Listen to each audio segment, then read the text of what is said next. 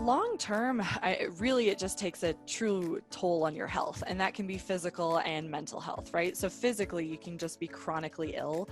I've had clients who have had chronic migraines for years, and they just thought that's the way it was, or we live in Calgary, and so that's the way it is. And then when you actually treat it, you can see a lot of these things go away.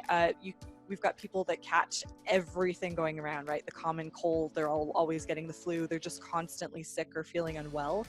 It can also lead to more serious things like a heart attack, right? And that used to be something that we would think of people getting in their 50s and 60s or something, right? And yeah, I was reading about this travel blogger who I followed recently who's in her 30s who just had a heart attack and stress related.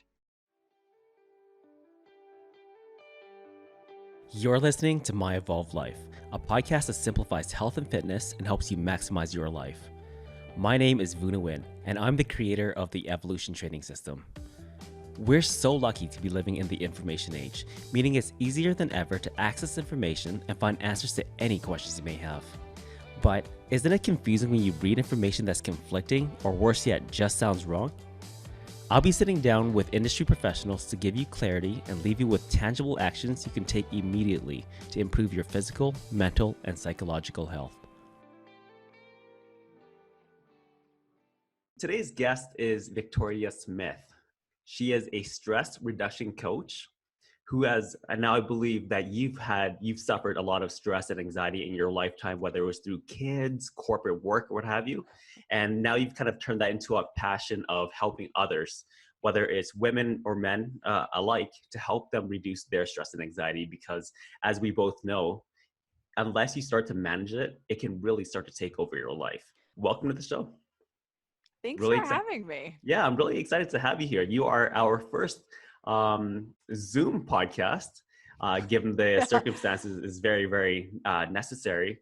So when you and I first had this conversation, this dialogue about you coming onto the show, the context was wildly different.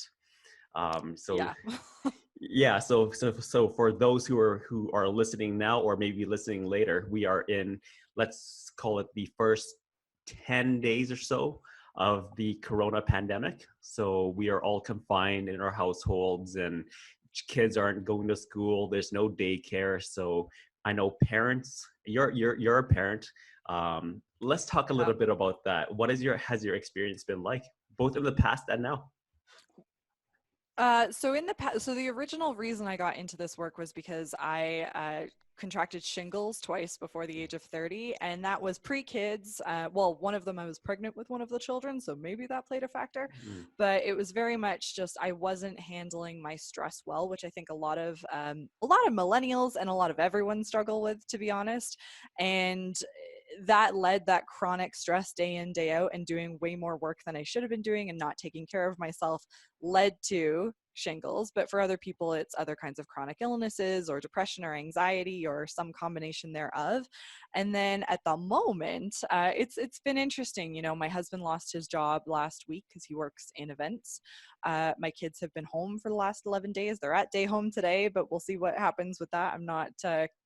I'm not hopeful that it's going to stay like that for long. I think they'll be back home shortly, and that changes the dynamics, right? Like we're not stay-at-home parents, and so to have our kids home full time while I'm trying to work, while my husband's trying to look for work, it's a very different cocktail of stress, right? It's definitely interesting times.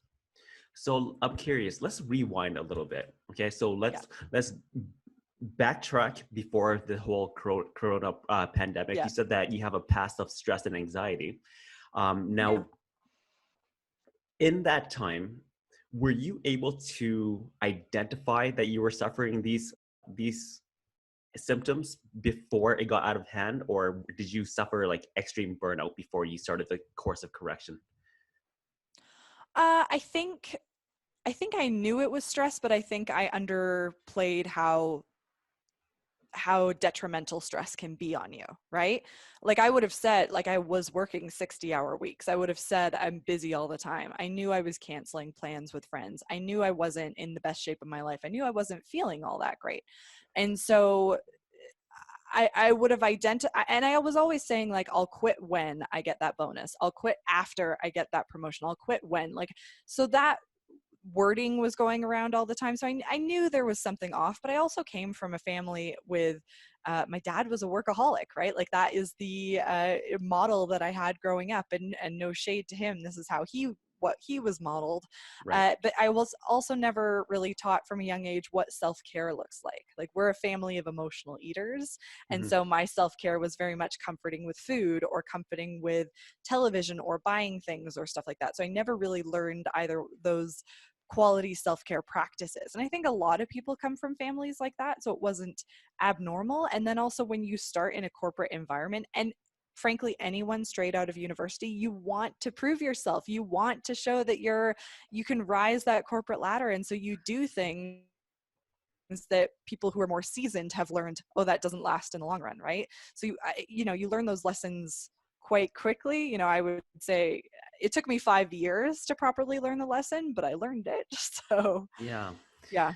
So I'm very, very curious, and this is such an important topic to talk about because I think as a society, we've been bred to assume that we need to live with stress. This has become our daily norm, right? And to some Yeah. extent, I may even personally agree with that. Like a certain amount of stress is good. It tells you that you're being challenged or what have you.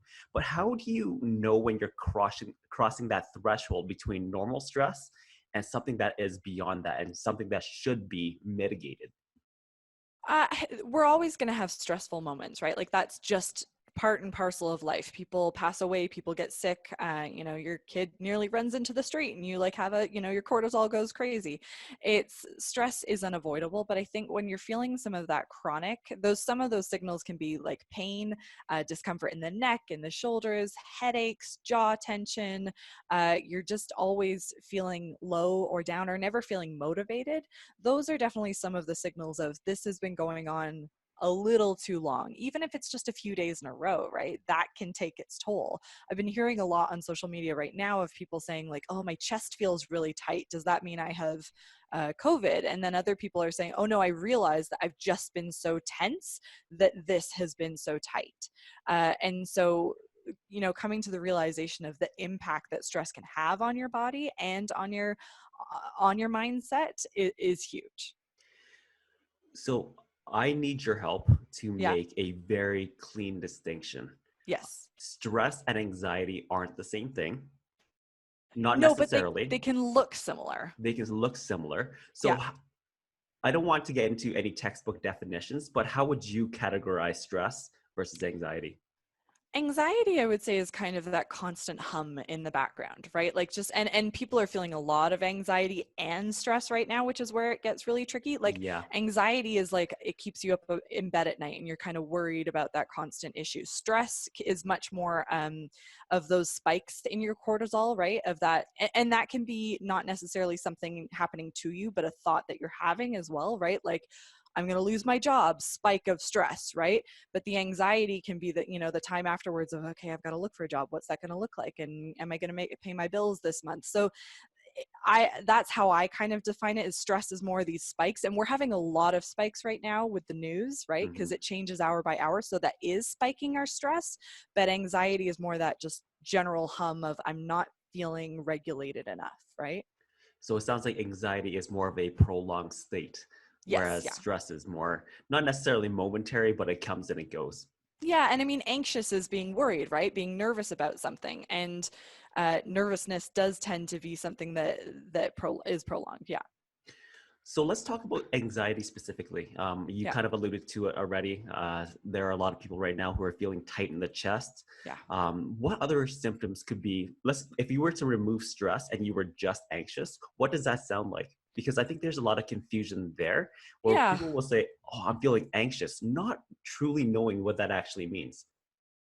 Again, they can so look similar, which is where there's a problem. I would also talk to people about like, are you feeling really forgetful? Are you feeling like you've got a bit of a hamster mind going on? Brain fog is a real thing, right? Hmm. And when you're just dropping the ball on everything, losing the details, that can be a real signal of anxiety and stress, to be honest. Like they can go pretty hand in hand.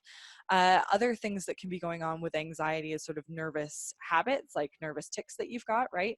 For some people, like trichotillomania, it's pulling out their hair. For other people, it's, just having to over exercise because it's just the one thing that they feel that they can control.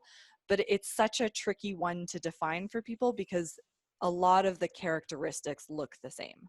And especially in this time too, I can't even Yeah. imagine, right?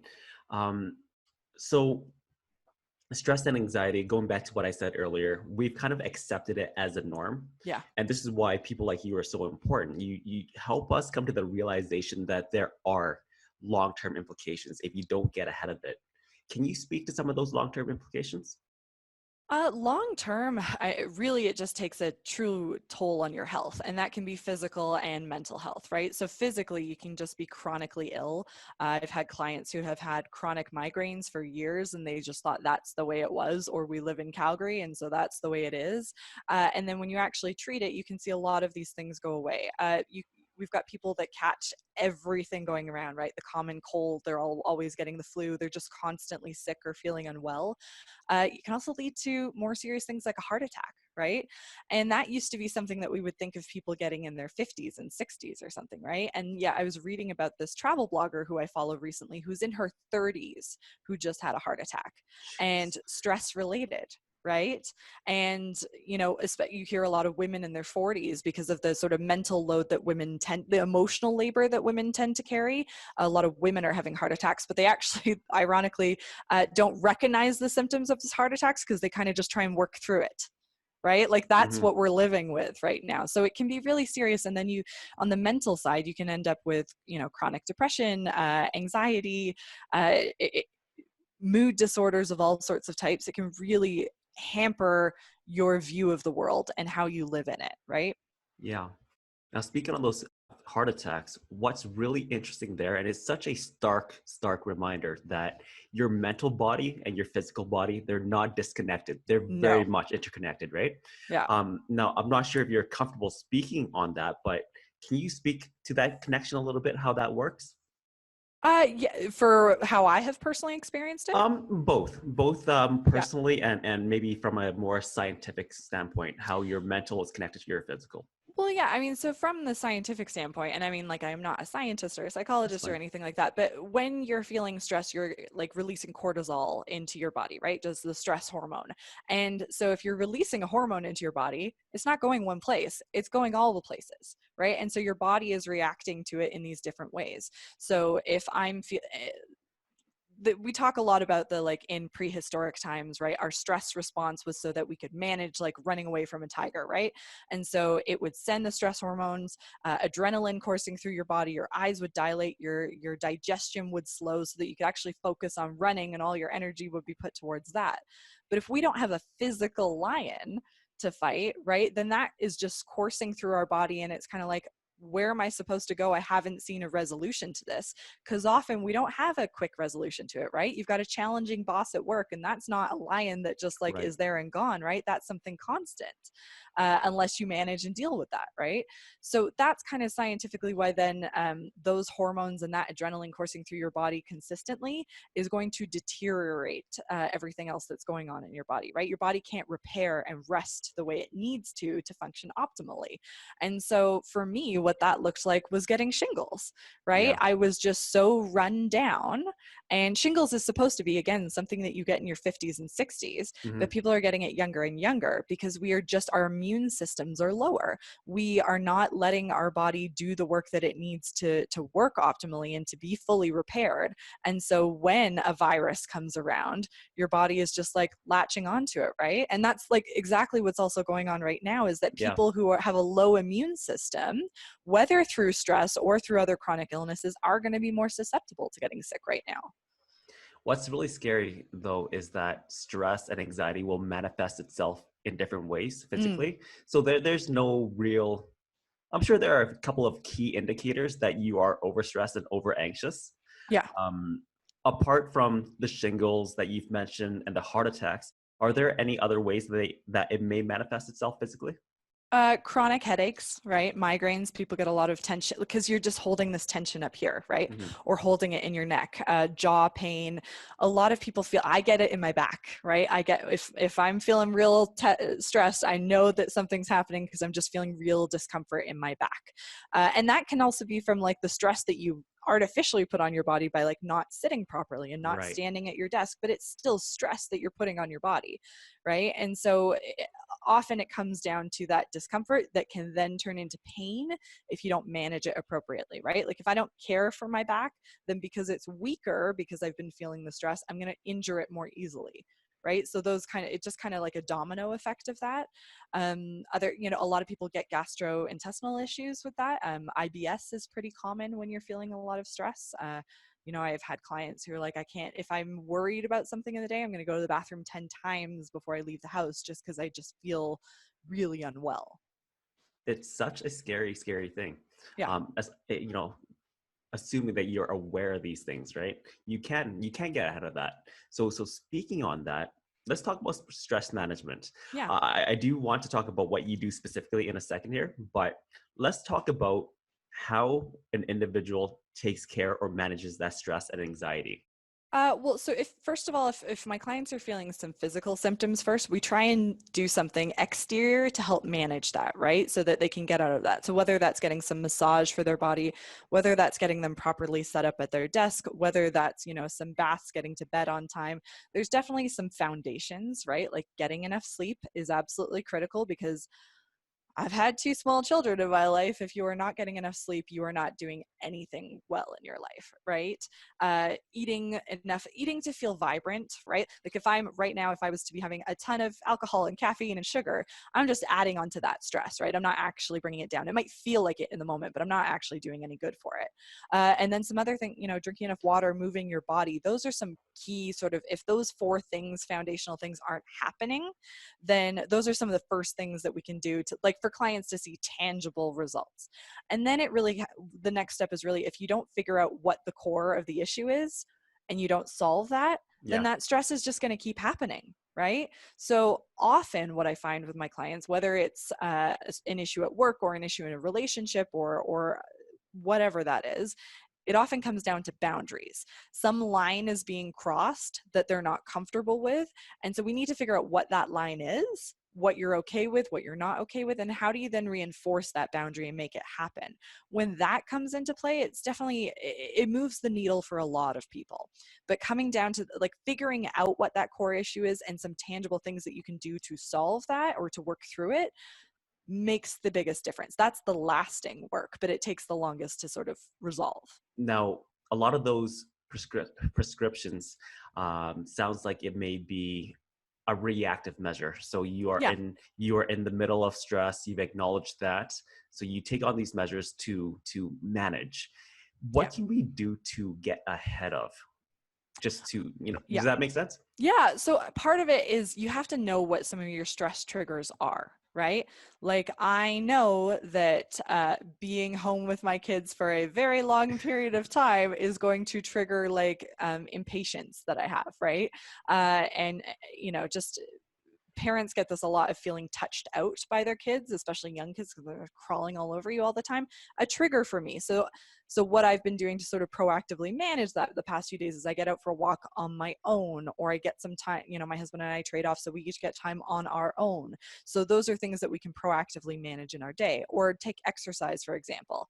I'm not someone that typically exercises every single day, Hmm. but I am doing so right now because I know that it makes me feel so much better in a time when everything is very uncertain, right? So there are things that you can proactively do if you're managing that. Another example would be like uh, February was a really busy month for me with travel and speaking at teachers conventions. And while I love it, I absolutely love it, I do find the combination of travel and public speaking to be exhausting, right? And so I proactively had to look at my calendar and like, how can I manage my schedule so that I'm not doing too many things, so that I'm not trying to travel, speak, and do all the things on my list in the little bits of time in my hotel room, right? Like, how can I then make sure I'm eating foods that make me feel refreshed? How can I make sure I'm getting a good night of sleep in my hotel room, right? So you having kind of like looking at your calendar and proactively knowing the times and the periods that are going to be more stressful when you can, right? Like, this is where we're being proactive and managing it appropriately, asking for help in advance, right? We have a real issue as a society asking for help. We see Hmm. it as a sign of weakness. And in reality, if someone were to ask you for help, you would give it in an instant, right? Because Right. you like that person, you care for them, you want to be of assistance. And yet the idea of us asking for help is just so terrifying and like we'll be deemed as weak. And it's just, we need to get over that mindset in order to like be successful for ourselves and as a community. So you said something there that really piqued my curiosity. You were talking about stress triggers. Yeah. Now, I'm going to state it bluntly. I believe that not everybody is going to be intuitive enough to know what their triggers are. Mm-hmm. So, in your practice, let's just talk about in general. I Yeah. understand that this is going to be very, very circumstantial, differs from person to person. But if you were to give me a top three, top five, whatever you want, stress triggers, what would those be? So if we're taking peak moments out of it, then I would say Yeah. finances is a huge trigger, right? Like if you are not sure how you're going to pay the bills that month, then you're constantly going to be triggered by a bill coming in or a payment that you're going to be making. Like that is just a constant trigger for people. Um, Another one would be work, right? If you've got that certain person at work that you just don't gel with, or they say something, or they make you feel insecure, or whatever that is, those people can be triggers. Events can be triggers, sort of scenarios can be triggers. Like if you're having to have a difficult conversation with someone and you hate confrontation, Hmm. that's going to be a trigger for your stress, right? So those types of things, certain relationships that you have, right? um, I have an interesting father-in-law. Yeah. so so Yeah. Yeah. we all have certain family members. We don't choose our family of origin, right? Or we don't choose the family of the person that we choose to spend our lives with, right? So there're going to be certain people that trigger you in your family relationship, in work relationships, finances. Those are, I would say, the biggest, most common day-to-day ones. So a lot of these things, a lot of these triggers, assuming that you know what your triggers are, that means that they present themselves more frequently in your life. So Yeah. these are things that are almost predictable, so to speak. But as you know, as we go through this pandemic, it's also a reminder that a lot of there are unpredictable things that present Yeah. themselves. So speaking on those triggers that you just mentioned, financials, work uncertainty, a lot of people are going through that right now, and understandably so. How would you suggest that we manage ourselves in these very difficult times?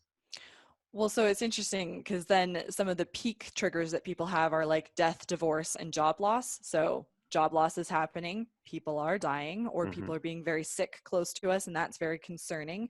There's also this fear of the unknown, right? Like, Yeah. I went for a walk yesterday, and just like the wide berth that we're giving each other is just a very bizarre experience right now, and it's going to have a long-term impact.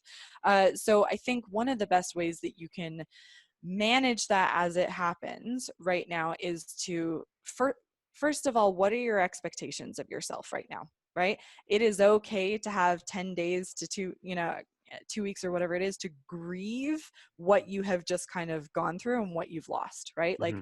my husband did lose his job. My income has changed drastically in the past couple of weeks.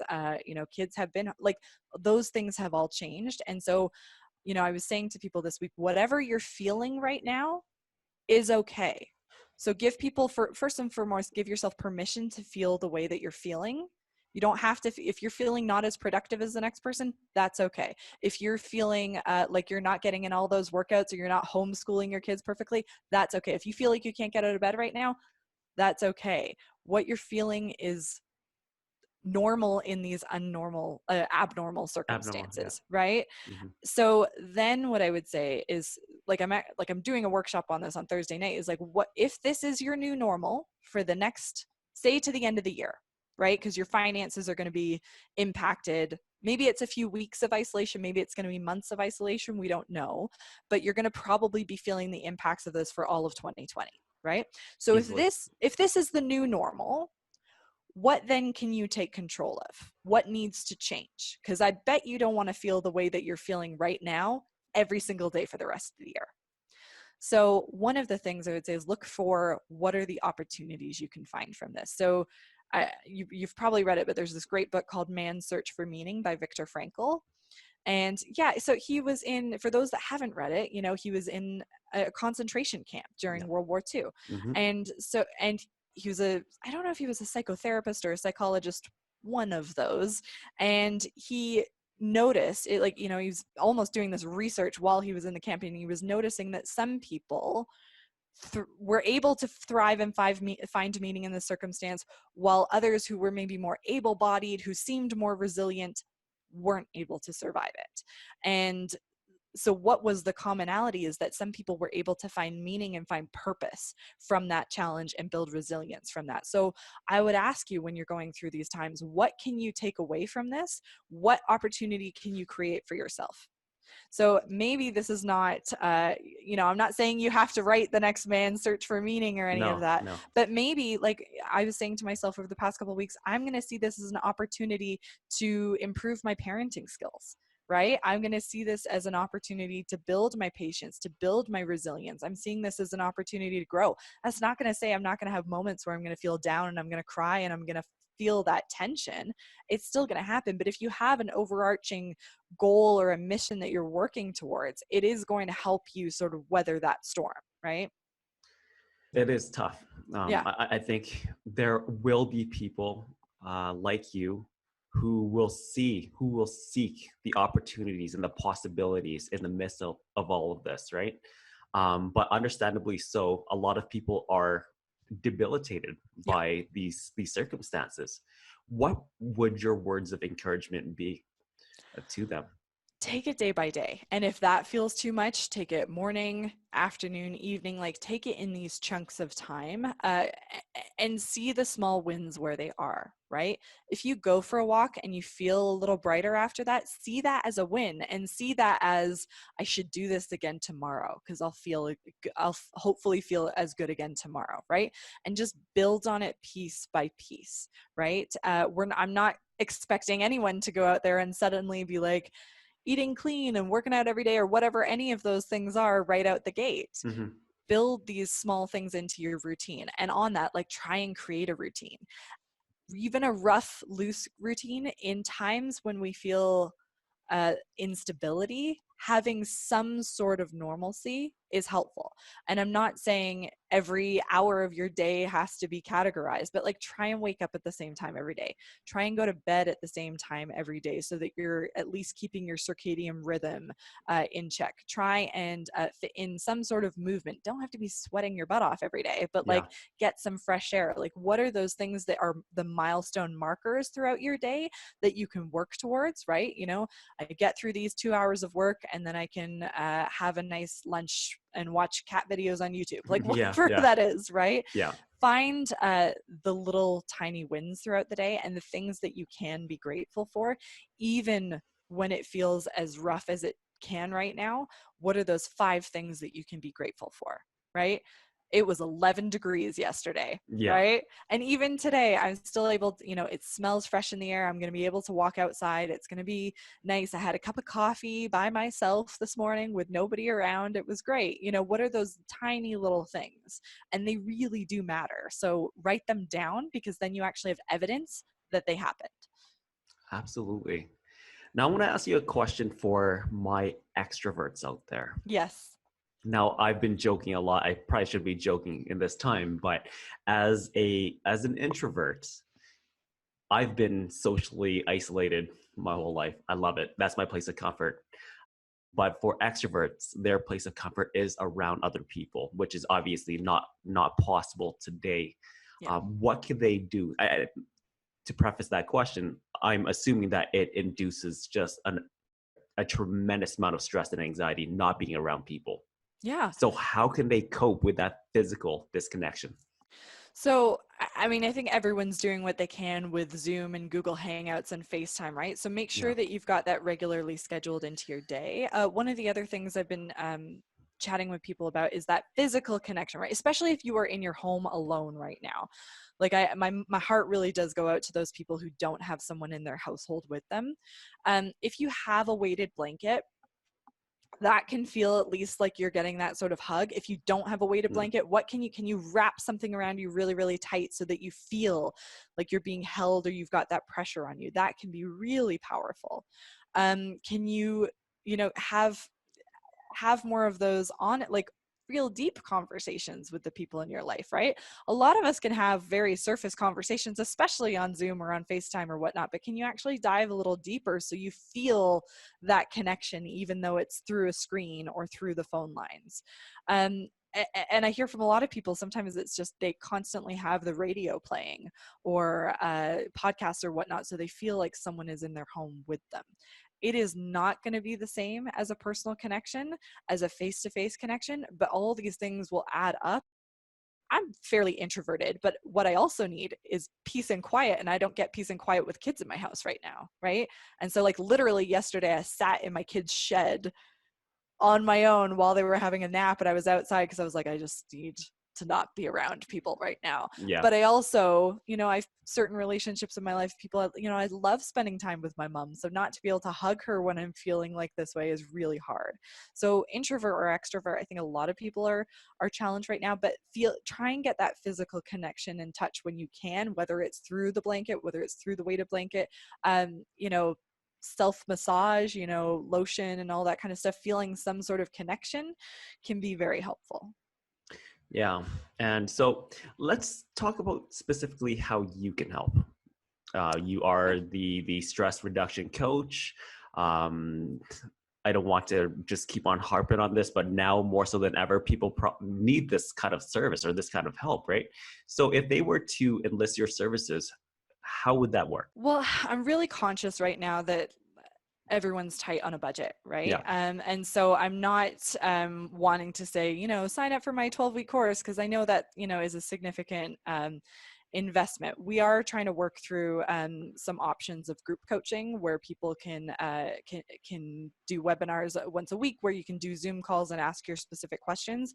I'll be able to send you more details that you can put in the show sure. notes. Honestly, just send me an email. Let's see what could work for you. But I'd love to help people manage their stress through this. But I also recognize it's a challenging time when you're feeling that financial strain. Yeah, absolutely. No, I think you're doing a great thing. I do want you to touch on some of that again because the connection is terrible. Oh no. So this is a good reminder for me to maybe not do it via video next time. Okay. But you cut out right when you said we group Zoom calls.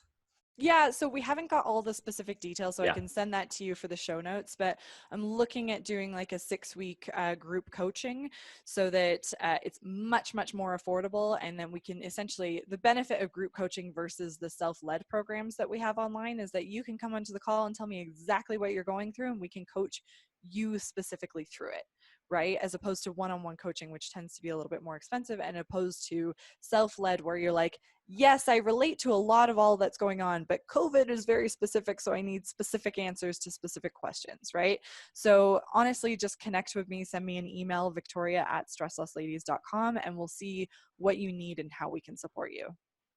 no, that's fantastic. Now I'm gonna ask you a question, and it may be a difficult one. Okay, Okay. I'm gonna ask you to virtually coach somebody to be a coach. Okay. So I'm not sure if you've ever been asked this question, but especially in these times where finances are tight, you may not have the resources to go out and seek a coach such as yourself. So let's assume that you live in a household right now, or at any time really, you're in close contact with somebody else. How do you identify that they are being stressed and anxious? Because we've already talked about the self. You can identify when you're being stressed, whether it's physical symptoms or mental symptoms, but how do you identify it in somebody else, A, and then B, how do you help them through it? That's a great question. So some of it is you can see some of those physical symptoms happening, right? Like what can you see with your eyes? Some of it is the way that people engage with you that they normally wouldn't, right? Like are they more snappy than normal? Are they more despondent than normal? Like how are they showing up that is different to their norm or when they're in a regulated state, right? And if that's the case, first of all, if you've got children in the household, I would, wait until they're in bed or like things are quiet so you can have a meaningful conversation. But ask the question, I've noticed this has been going on. Understandably, these are stressful times. Is there anything specifically on your mind that I can help with? And then sometimes, honestly, it's not about helping, it's about listening. And we can very much want to get into problem solving mode, right? You're worried about losing your job? Apply for these ones. I'll send you 5 jobs that you can apply for today. And sometimes you're like, I just want to be listened to. I don't want to be told what I should or shouldn't do. I just want to let it out, right? And maybe you can encourage them, if you're not comfortable talking to me, maybe if you do still have a job with benefits, maybe you can call a counselor, do virtual counseling. Maybe you can get out a piece of paper and a pen and sort of write down what it is you're feeling and just like let that out. So these are things that people can do for themselves or with the help of a counselor, but it can be really helpful at a time like this. But people ultimately, I know so many of us are like, I want to help that person in my life, but all you can do is ask the question. If they don't want to be helped right now, and if they aren't ready to be helped, you cannot force it on them. As much as you know it would help them, as much as you know it would be beneficial, you potentially could do more damage if you say, what can I do to help you? And they're like, and if you try and force it on them, right? If they say, I don't need anything right now, address it tomorrow, right? Like come back to it when you think they're in a better mind frame for it, right? Or just encourage them or say, hey, would you like to go out for a walk? I'll hold down the fort here, right? You can offer, but don't try and force a change to happen if they're not ready to make that change, because everyone's grieving what their life was right now at different stages and at different times. Some people were immediately productive and now they're feeling the shock of it, right? Yeah. Or some people are just like, my day-to-day has not really changed all that much, so it's not a big deal, and that's fine also. So it's a case of letting people come to it when they're ready, but offering them support and resources. Just being there to listen is huge.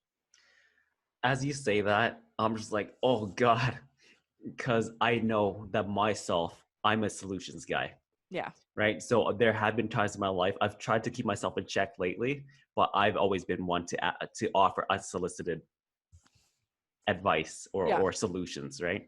And I understand now how challenging that can be, and I think you kind of clarified that at the very end as well, saying that you almost have to establish boundaries, Yeah. right? Right, understanding if you know are they looking for a solution or are they just simply looking to be listened to, and vice versa. If you're sharing with somebody and they're offering advice that you're not necessarily looking for, you have to say, no, you know what, I'm just looking for somebody to Yeah. listen to me, not necessarily give me any solutions. Yeah, and it can be just that simple question where you like, do you want me to just listen or do you want me to offer some advice? Like just that simple question early on can be very helpful in the conversation, so that person goes, okay, now I can just say what I want to say and they're not going to interrupt me or whatever that is. Or maybe they genuinely are like saying, hey, Facebook friends, can you tell me where I can find X, Y, and Z, or where I can get some support for my small business in this way? Like being really clear on that can be helpful. So let's talk about a grander scale. I know there are a lot of people right now, whether they're living alone, they don't have friends and family in the city. There's a lot of different Yeah. circumstances. How can we, whether you're a business owner or an independent, doesn't matter who you are, I think that everybody has a capacity to help. Different magnitudes, Hmm. perhaps, but everybody has a capacity, an inherent capacity to help. What are the things that we can doing as a good community member right now to support um, our brethren? I mean, I see it happening already. So I don't know that I can add a lot new things here. But if you've got people in your life that are unable to leave their homes right now, can you go and do groceries for them? If you've got, pick up the things that they need to make their day-to-day life easier. Can you reach out to people that you know who are living on their own and have those FaceTime calls? They may not be someone that you would regularly call on a weekly basis, right? But maybe now is the time to reach out to them more than ever, because I'm home with a family of 2 kids and a husband, but I've got friends who are living on their own right now, and I need to make more of an effort to reach out to them, to know this for them, because they're probably not reaching out knowing that I'm busy, right? So be proactive in that way. Just listening and just being a helper in that way can be huge. If you do have the financial capacity, there's some phenomenal nonprofits in town that could use your support. If you know a small business, share the work that they are doing, because they're going through hard times right now. We hear a lot of shop local, which is fabulous, but I feel like a lot of the support for small businesses right now is product based, right? And Mm-hmm. not in the service based.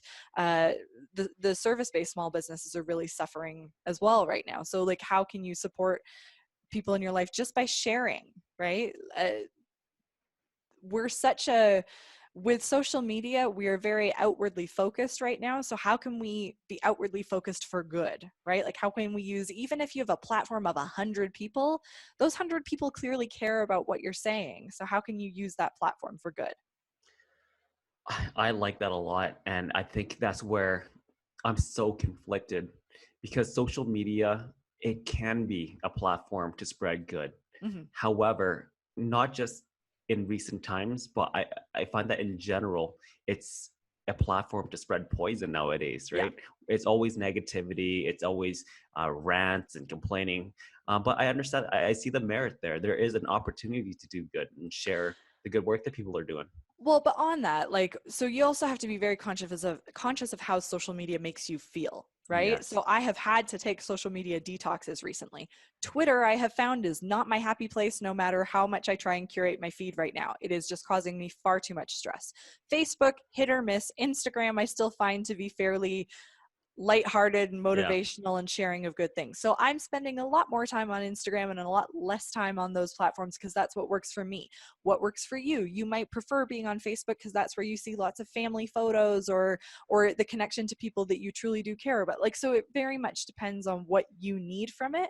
But if you are noticing that you feel less good when you've spent a significant amount of time on social media, what would happen if you turned your phone off for a few hours, right? If you went for a walk without a device of any kind, not even music or an audiobook, right? And you just listened and you absorbed what was going on around you. Like, just because we're home, we are maybe more likely to be checking about what's going on. Plus, there's constant news updates, but Yeah. really check yourself for how it makes you feel. Yeah, it really comes down to what and how you use your time. We have a lot of it now, whether you're a business owner or otherwise. We have a lot of time, and I personally believe that we could be using this time for self-reflection. This is time for reading and learning and growing. There are a lot of cheap courses out there for $20. Just learn and do something, right? There is an opportunity for self-improvement, but unfortunately, we're probably spending 10 hours a day on social media now. Yeah, and I would just caveat that with, it depends on your circumstance, right? Like, I know a lot Sure. of people who, like, both parents are working from home with the kids right now, and come 8 o'clock at night, like, they're just exhausted, and then they're like, I am not writing the next great book, or I'm not Yeah. doing a course right now. And so for them, a win right now is like, what can you do for that half an hour after the kids go to bed to get some self-care in? And that is just as valuable as doing an online course in self-reflection and Absolutely. growth. And like, so whatever your situation is, whatever you can do to make yourself feel more connected and more growth, do that. I think that's a great caveat. No, that makes a lot of sense. So one final question for you. So why, in your professional opinion, all the stress and anxiety around toilet paper?